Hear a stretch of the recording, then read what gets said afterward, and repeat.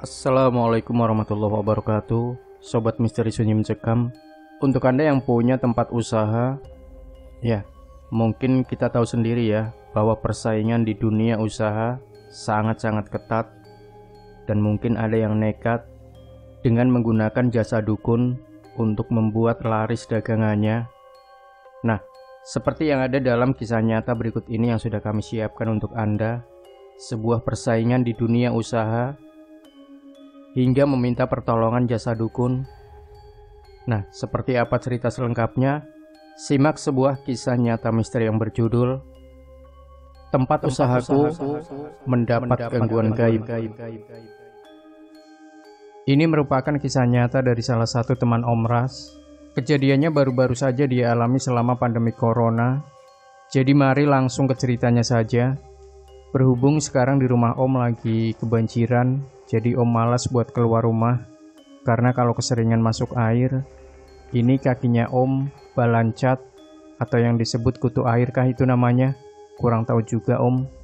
Jadi ceritanya teman Om ini namanya Alwi. Dia sama istrinya ini berdagang nasi kuning di dekat pasar. Karena pada saat pertengahan pandemi, Alwi diberhentikan bekerja. Begitu juga dengan istrinya. Yang awalnya istrinya ini punya usaha kecil-kecilan, jualan sosis dan lain-lain di sekolahan SD, malah harus ikut tutup karena dampak virus ini. Awalnya mereka juga nanya-nanya tentang minyak-minyak yang Om iklankan, dan akhirnya dia cerita, apa bisa untuk yang seperti ini? Soalnya setiap malam Selasa atau Sabtu, selalu ada ceceran tanah, beras sama jarum, dan rambut di tempat usahaku. Sambil ngirim foto tempat usahanya. 2 hari Om memikirkan itu, dan saat Om tanyakan ke anak Om yang punya kembaran gaib. Tapi saat mau jawab, anak Om itu selalu nangis tiba-tiba, hingga akhirnya jatuh sakit. Yang sakit gak tanggung-tanggung, anak Om semuanya sakit, begitu juga istrinya Om. Sampai akhirnya pas malam Jumat, Om coba-coba untuk mencari tahu. Ternyata memang benar, ada yang iri sama usahanya teman Om ini. Mereka naruh tanah orang mati, nyiramin air bekas pemandian orang mati, dan beras yang sudah dipilas dengan air pemandian orang mati. Lalu dikasih juga jarum, tujuannya biar itu jin kafir kirimannya dia tidak berbalik menyerang si pelaku. Om juga baru kali ini dengar ada orang yang setega dan seniat itu buat matiin rezeki orang lain. Apalagi di tengah pandemi corona yang seperti ini. Awalnya warung nasi kuningnya ini laris manis. Di bulan-bulan pertamanya buka, mereka juga sempat jualan minuman bersoda karena modalnya yang bisa dikatakan sudah balik berkali-kali lipat. Nah, tapi kan yang namanya manusia, pasti ada salah satunya yang punya penyakit hati, yaitu iri dengki dengan kesuksesan orang lain. Meskipun tidak semua, dan perbandingannya hanya 1:10, tapi ya tetap ada.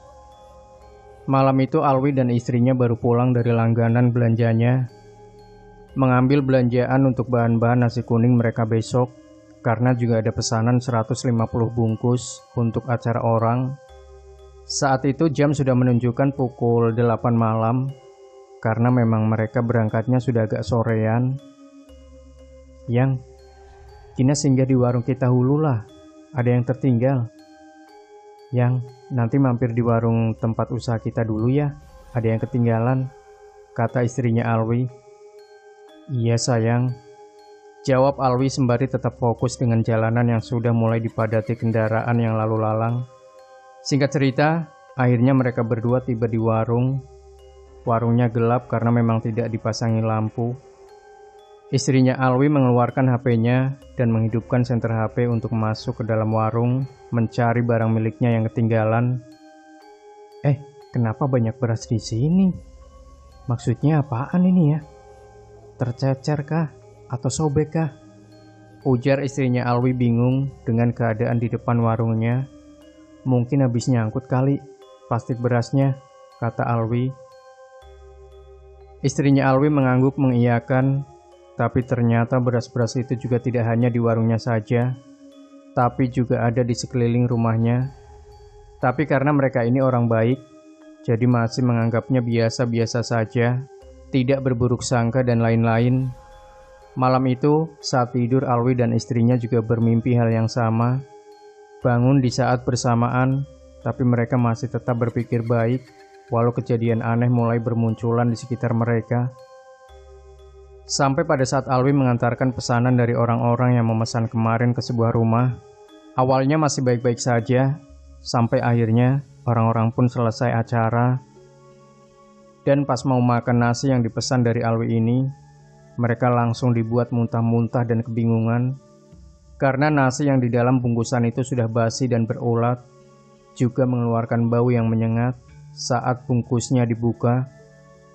Akhirnya orang-orang di acara itu pulang dengan perut kosong, dan rasa kesal, jengkel, marah pastilah dirasakan oleh si tuan rumah. Dia membawa makanan-makanan itu dan melemparkannya pada istrinya Alwi.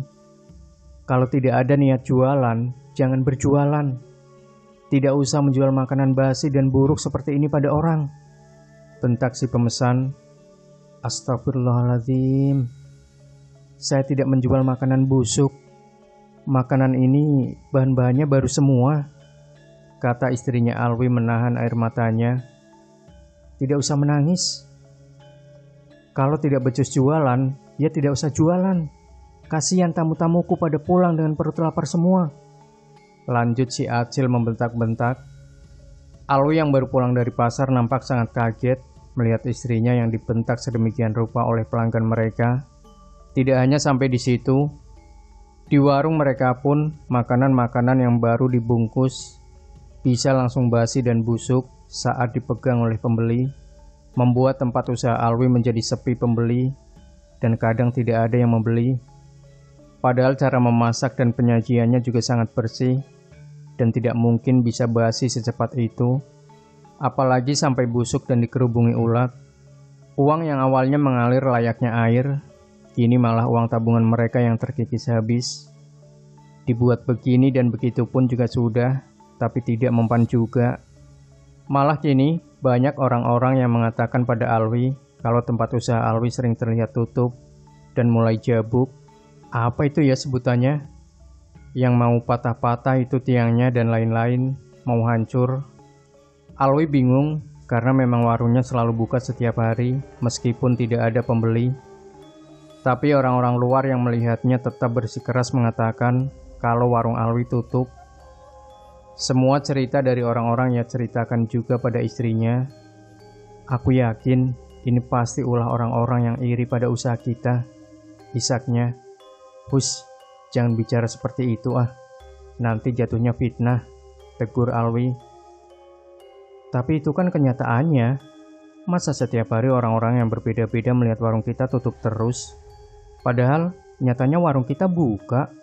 Apa itu namanya kalau bukan kerjaannya orang iri? Jawab istrinya Alwi. Siapa juga yang iri dengan pedagang kecil seperti kita ini yang?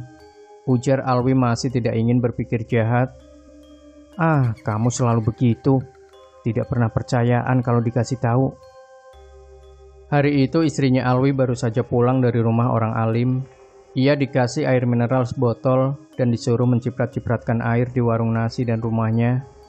Dengan penuh keyakinan, istrinya Alwi melakukan semua yang dikatakan oleh orang alim tersebut.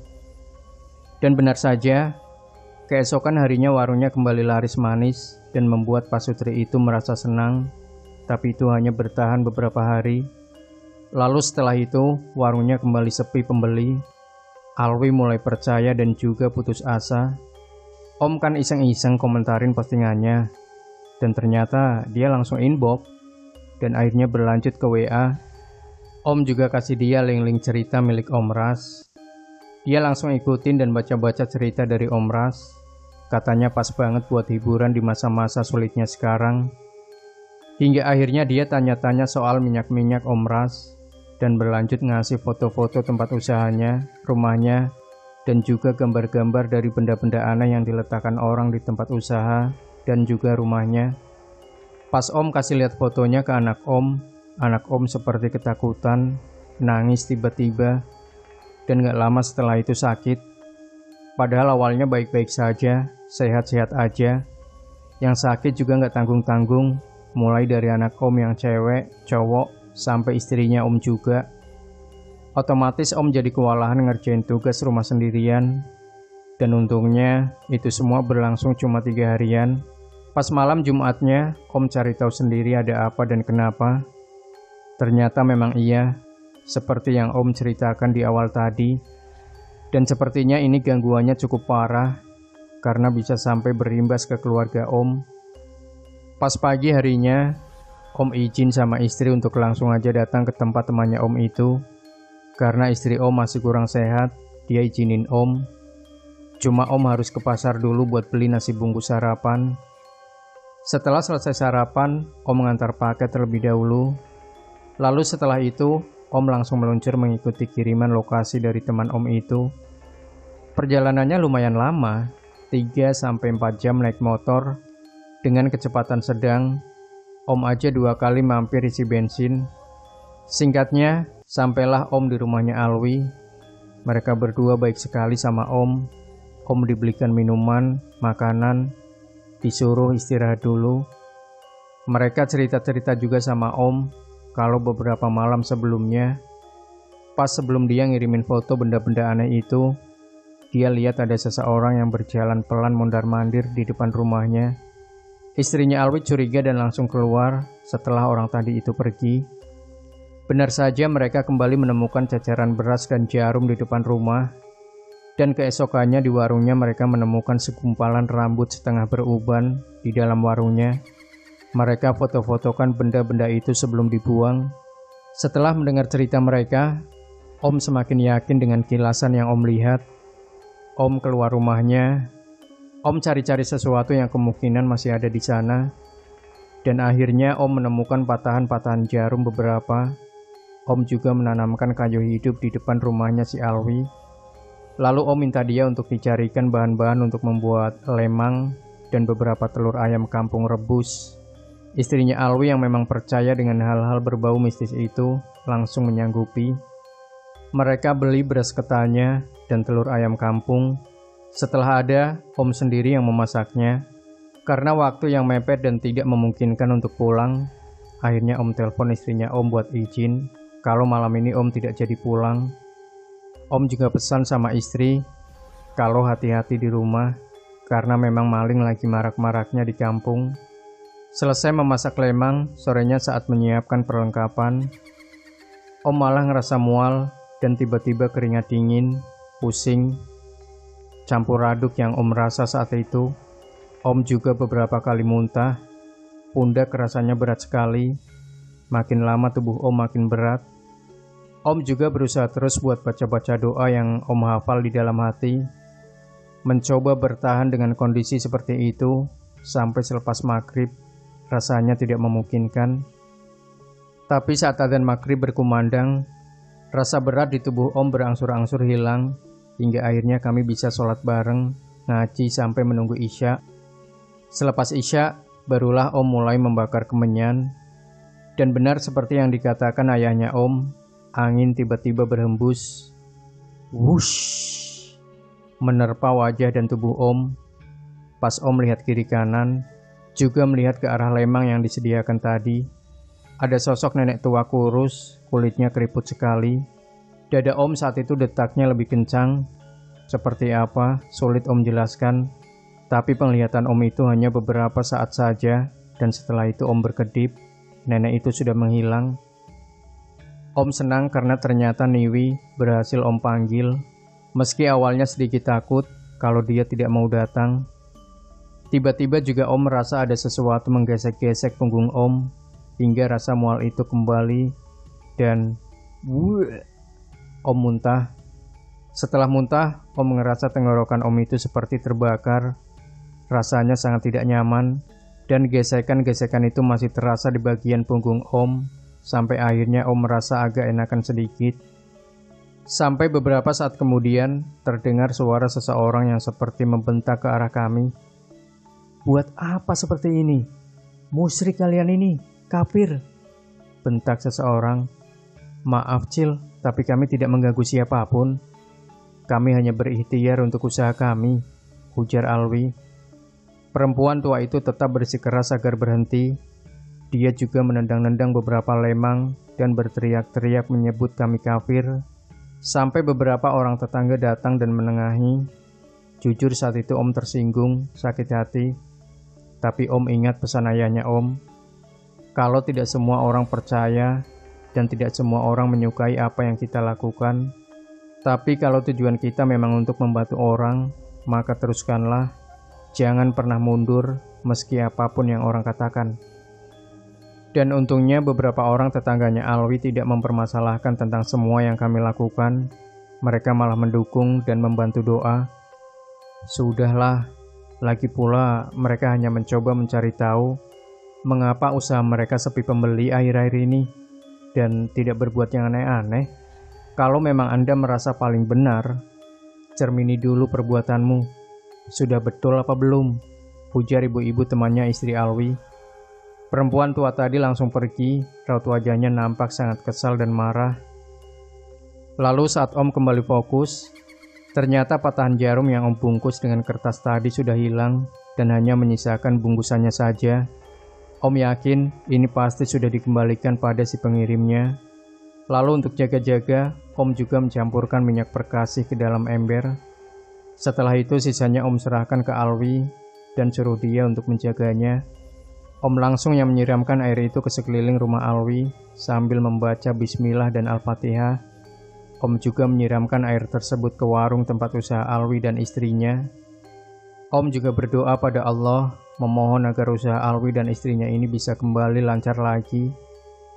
Tapi setelah itu, saat Om akan istirahat, sekitar pukul 11 malam, istrinya Om telepon dengan nada suara yang seperti orang ketakutan, mengatakan kalau ada orang yang mengetuk-ngetuk rumah dari pukul 10 tadi. Ketukan itu juga tidak cuma di pintu, tapi di sekeliling rumah.